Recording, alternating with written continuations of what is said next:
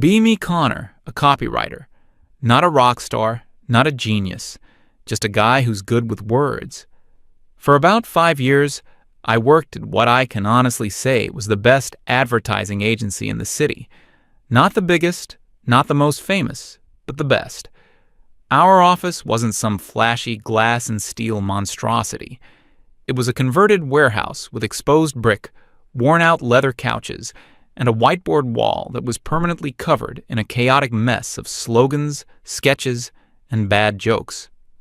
The place ran on 3 things: coffee, talent, and mutual respect. The culture was simple. You were judged on one thing and one thing only: the quality of your work. Nobody cared what you did on weekends, what your politics were, or how you dressed. If your ideas made clients money, you were golden. If they didn't, you weren't there for long. Pure meritocracy. It was beautiful. At the heart of this creative engine was Liam, our senior creative director. Liam was in his late 40s, looked perpetually tired, and had the most cynical, deadpan sense of humor I've ever encountered. He was a creative purist. He hated meetings, hated corporate jargon, and hated anything that got in the way of a good idea. But the man was a certified genius. I remember one time we were all stuck. A huge potential client, a manufacturer of commercial truck tires. Talk about a boring product. We'd been throwing ideas at the wall for a week, and nothing was sticking. The team was burned out. Morale was low. We were in the conference room late one night, surrounded by empty pizza boxes. Liam had been quiet the whole time, just doodling on a notepad. Suddenly, he tears off a sheet, slides it across the table, and just says, "There." On the paper was a rough sketch of a lone truck driving through a desert at sunset. Underneath, he'd written a 5-word slogan. It was perfect, simple, powerful, and it captured everything the client wanted to be about: reliability, endurance, the heart of the country. The room went silent for a second, then just erupted. That was it. That was the campaign. His other half was Noah. Noah was our lead designer. Young guy, maybe mid-20s, painfully shy. I think I heard him speak in full sentences maybe a dozen times in all the years I knew him. He communicated through his art. You could give him the most abstract concept, a feeling, a single word, and he'd come back with a visual that would blow your mind. Liam would have the spark of an idea, and Noah would be the one to build a star out of it. That night, Noah took Liam's napkin sketch. He didn't say a word, just nodded, took it back to his desk, and put on his headphones. The rest of us went home to get some sleep. I came in the next morning, and Noah was still there. He hadn't slept. On his monitor was a fully realized 20-page presentation deck. He'd built an entire brand identity around that one sketch. Logos, color palettes, mock-ups for print ads and web banners. It was breathtaking. We presented it to the tire company a few days later. They signed a 3-year, multi-million-dollar contract before we even finished the presentation. That was our agency. A place where a cynical veteran and a quiet kid could create magic because they were given the freedom to do what they did best. We worked hard, but it never felt like a grind. We were a team of professionals who respected each other's talent. Then, sometime in the spring, the email went out. Our old head of HR, a nice woman who mostly handled payroll and benefits, was retiring. The CEO had hired a replacement. Her name was Pearl. We had an all-hands meeting to introduce her. She walked to the front of the room with that specific kind of forced corporate smile. She looked like she was assembled from a kit of modern HR cliches: sharp blazer, trendy glasses, and a vocabulary filled with the latest buzzwords. She gave a speech. It wasn't about streamlining benefits or making payroll more efficient.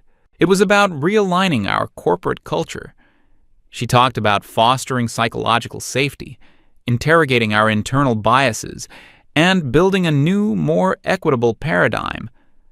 I looked around the room.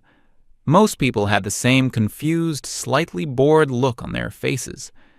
This was just the usual corporate nonsense we'd have to ignore for a few weeks until it blew over. Liam wasn't even looking at her. He was sitting in the back, sketching in his notepad as usual. Pearl noticed. I saw her smile tighten just a little bit at the corners. That should have been the first red flag. For a month, nothing much happened. We were neck deep in a huge project for our biggest client, a beverage company. It was our most important account, the one that paid for our nice office and fancy coffee machine. The campaign launch was in 6 weeks. Everyone was in crunch mode. Then the second email arrived. The subject line was Mandatory Workshop, Inclusivity, Ethics, and the Modern Workplace. The email explained that all creative staff were required to attend a 3-day, off-site workshop led by Pearl. 3 full days, right in the middle of our most critical project of the year. Participation was not optional. People started grumbling immediately. 3 days was an eternity in agency time. That's 3 days of not writing copy, not designing layouts, not getting client feedback. This would put the project timeline in serious jeopardy. But the email had a certain passive-aggressive finality to it. You got the sense that complaining would just get your name on a list. So, on a Tuesday morning, we all filed into a sterile, rented conference room in some downtown hotel. The mood was like a funeral. Pearl stood at the front, beaming, next to a whiteboard, with Day 1, Unpacking Our Privilege, written on it. Oh boy. The first activity was called the Privilege Circle. We had to sit in a circle, and one by one, we had to acknowledge the unearned advantages that have helped us in life. It was as awkward and uncomfortable as it sounds. People mumbled things about their parents being supportive or growing up in a safe neighborhood. It was a public shaming session disguised as a therapy exercise. When it was Noah's turn, he looked like a deer in headlights. He hated being the center of attention. He hesitated for a long time, then just quietly said, "I'm good at drawing." The room was silent. Pearl just stared at him, her smile gone. She said, "That's a skill, Noah, not a privilege. Let's talk about the societal structures that gave you the opportunity to develop that skill." Noah just shrank in his chair. He looked down at his hands and didn't say another word for the rest of the day. I saw something in him break a little bit. This was a kid who lived and breathed art. His skill was his identity, and she had just dismissed it as a product of some system. That afternoon, things got even more absurd. We had to do role-playing exercises. Pearl handed out laminated cards with scenarios about microaggressions. My card described a situation where I see a female colleague struggling to lift a heavy box of printer paper. My problematic action was to offer to help her. The person playing the female colleague was supposed to respond by explaining how my offer was based on the harmful assumption that she was weak. We had to act this out in front of everyone. It was the most stilted, unnatural, and useless exercise I've ever been a part of. Work on the massive beverage campaign had completely ground to a halt. But here we were, in a beige hotel conference room, acting out bizarre little plays about not helping people lift boxes. Liam was simmering. He hadn't said much all day, just sat in the back with his arms crossed, a thunderous look on his face. On the morning of Day 2, he finally snapped. The topic was identifying toxic masculinity in creative feedback. Pearl was explaining that phrases like, "I don't think this idea is strong enough," could be perceived as aggressive and harmful. She suggested softer alternatives like, "Thank you for sharing. How can we, as a group, nurture this idea to help it grow?" Liam let out a short, sharp laugh. It wasn't a happy sound. Pearl stopped talking and looked right at him. "Is something funny, Liam?" He stood up. "Yes," he said, his voice dangerously calm. "This whole thing is funny." We have a multi-million-dollar campaign to deliver in less than 5 weeks, and we are in here learning how to talk about our feelings instead of doing our jobs." He gestured to the whole room. "These are professionals. They don't need to be coddled. They need to be working. This is an incredible waste of time and talent." Pearl's face turned to stone. "Your resistance to this process is a perfect example of the exact workplace toxicity we are here to dismantle," she said, her voice dripping with condescension. "This isn't resistance," Liam shot back. "It's logic. Our biggest client is expecting a world-class campaign. They are not paying us to nurture ideas. They are paying us for results. Results we cannot deliver if you keep us locked in this room." He didn't even wait for a reply. He just turned around, walked out of the conference room, and slammed the door behind him. The rest of us just sat there in stunned silence. Pearl looked shaken for a moment. Then she composed herself. "Well," she said with a tight smile, "it appears some of us have more work to do on our personal journeys than others." The rest of the workshop was useless. The air had been sucked out of the room. Everyone was just counting down the minutes until we could escape. When we finally got back to the office on Friday, the atmosphere was grim. We had lost 3 full days. The pressure was immense. People tried to get back to work, but the damage was done. The creative momentum was gone. That afternoon, I saw Liam go into the CEO's office. The door was closed, but they were in there for almost an hour. I prayed, that the CEO would see reason. Our CEO was a decent guy, but he was terrified of bad PR. His main concern was always how the company looked from the outside. Liam came out of the office looking like a man who had just lost a fight. He walked straight to his desk, didn't look at anyone, and started packing his bag. Later, I found out what happened. Liam had laid it all out for the CEO. He explained that Pearl's initiatives were not just annoying, they were actively harming the business. He said that her approach was creating a culture of fear and resentment, and that it was crippling their ability to do good work. He gave the CEO an ultimatum. Either she goes, or the beverage campaign is going to fail, and he, Liam, could not be held responsible for the fallout. The CEO listened patiently. Then he told Liam that his hands were tied. He said that Pearl came highly recommended for her work in corporate social responsibility. He said firing her after she had just initiated these workshops would be a PR nightmare. Imagine the headlines, Liam. Creative agency fires diversity chief for trying to fix toxic culture. We'd be destroyed on social media. The CEO asked him to just be a team player and try to see her perspective. He chose the appearance of virtue over the reality of his own company's success. He chose to protect himself from a hypothetical Twitter mob instead of protecting the man who had built his agency. That was the moment our company died. We just didn't know it yet. Liam went home early that Friday. I saw him walk past Noah's desk and put a hand on his shoulder. He said something too quiet for me to hear. Noah just nodded, not looking up from his screen. There was a feeling of dread in the air. The weekend came and went. On Monday morning, Noah's desk was empty. There was an email from the CEO in our inboxes. It was a short, sterile message announcing that Noah had resigned to pursue other opportunities. It thanked him for his contributions and wished him well. No farewell party, no goodbyes. He had just vanished. The creative department felt like a ghost town. Noah was the quiet heart of it. His absence was a physical presence. People were whispering all day. Where did he go? What happened? By lunch, the news had broken. He'd accepted a job at our biggest competitor, a place that had been trying to poach him for years. They probably doubled his salary. But I knew it wasn't about the money. It was about respect. They weren't going to make him sit in a circle and apologize for being talented. They were going to let him create.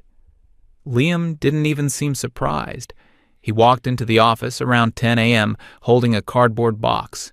He didn't go to his desk. He walked straight to the CEO's office. He was in there for less than 5 minutes. He came out, walked over to me, and put out his hand. "It's been a pleasure, Connor." And that was it. Our genius was gone. The two pillars that held the entire creative side of the agency up had been removed in the span of a few hours. Pearl sent out an email that afternoon. It was about moving forward into a new and exciting chapter, and the opportunity to bring in fresh voices that align with our core values. I read it and felt sick to my stomach.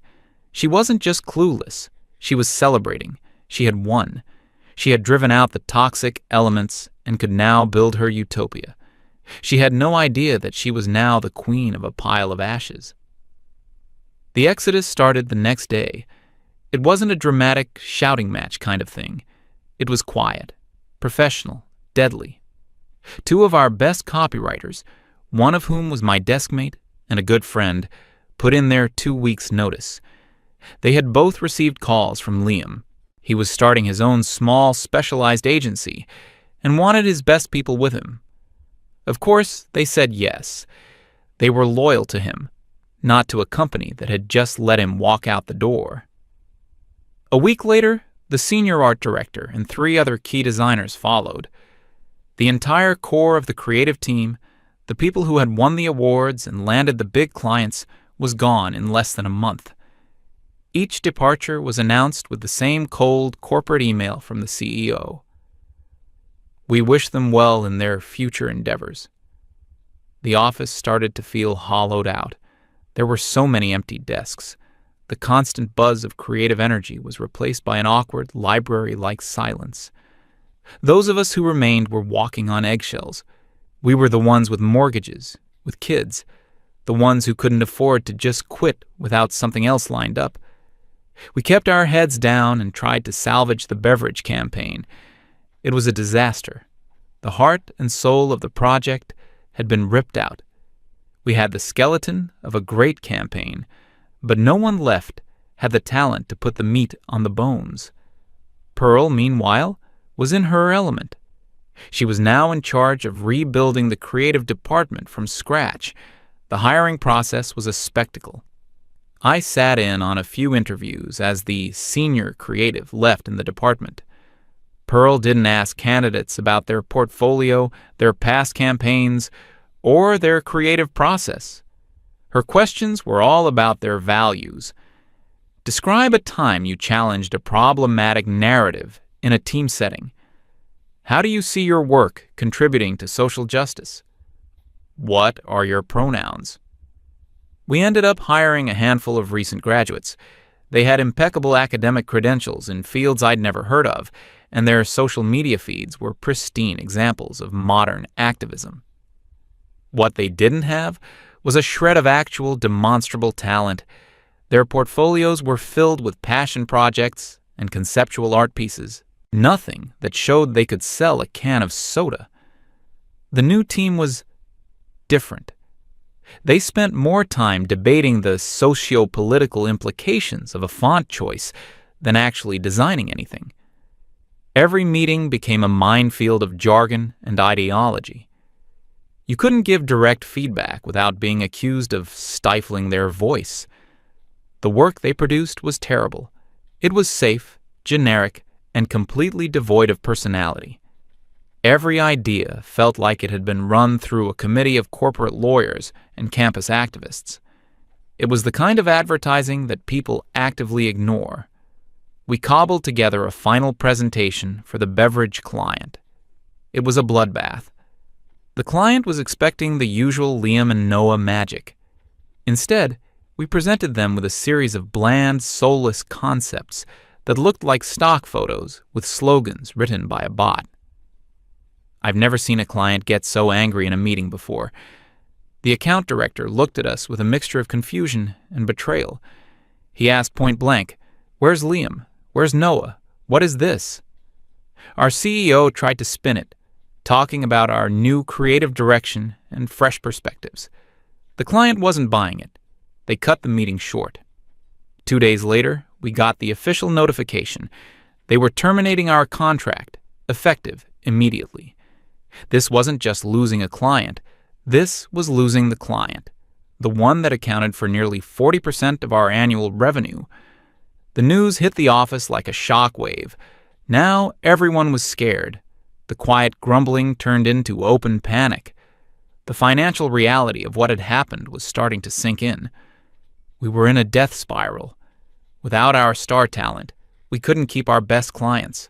Without our best clients, we couldn't afford to hire new talent. It was over. The magic was gone. The CEO called Pearl into his office that afternoon. For the first time, he looked genuinely furious. The fear of bad PR had been replaced by the fear of bankruptcy. I couldn't hear what was said, but the shouting was audible through the closed door. It was the first time I'd ever heard him raise his voice. She came out about half an hour later. Her face was pale and her eyes were red. He didn't fire her. Even then, he was too much of a coward. But he had clearly laid the blame for this catastrophe squarely at her feet. He had told her that the massive hole in our budget was now her problem to solve. The irony was thick enough to choke on. She, the HR manager, was now responsible for overseeing the layoffs that were inevitably coming. She had to dismantle the very team she had so carefully built based on her ideals. She had gotten everything she wanted. She had created her safe space. She was surrounded by people who aligned with her core values. And now she had to look them in the eye and tell them they no longer had a job because the company was broke. I handed in my resignation the next morning. There was no point in sticking around to watch the ship sink. My exit interview was with Pearl. It was just the two of us in her office. She looked exhausted, defeated. She went through the standard checklist of questions without any of her usual ideological fervor. At the end, she looked up at me, and for the first time, I saw something other than smug certainty in her eyes. She asked, "Was it really so bad here before?" I thought about it for a moment. I thought about the late nights fueled by pizza and creativity. I thought about Liam's napkin sketch and Noah's overnight design marathon. I thought about the feeling of being part of a team that respected talent above all else. "No, Pearl," I said. "It wasn't bad. It was great. You just couldn't see it." I don't know if she understood. I don't think she was capable of it. In her worldview, a place like our old agency couldn't be great. It had to be problematic. It had to be fixed. She was like a doctor who insists on performing surgery on a perfectly healthy patient. She couldn't stop until she had broken something. On my last day, I packed my small box of belongings and walked out the door without looking back. The place was a tomb. The few remaining employees looked like ghosts, just waiting for the inevitable. That evening, I met up with the old crew for drinks. Liam, Noah, the other writers and designers. We were all there. Liam's new agency had just landed its first big client. Noah was already winning awards at his new job. Everyone was happier, more relaxed. They were back in an environment where their skills were valued. We were all laughing and trading stories about the old days. Liam raised his glass for a toast. He looked around at all of us, the team he had built, the team that had followed him. "To competence," he said. "It's the only thing that really matters." We all clinked our glasses together. About 6 months later, I walked past our old office building. There was a for lease sign in the window. The agency was gone. All that talent, all that success, all those years of hard work, erased. Not by a bad economy, not by a competitor, but from within. It rotted from the head down, poisoned by an ideology that valued feeling good over being good. They didn't just lose their best employees, they lost the very idea that being the best was something worth striving for. And that's a lesson I'll never forget.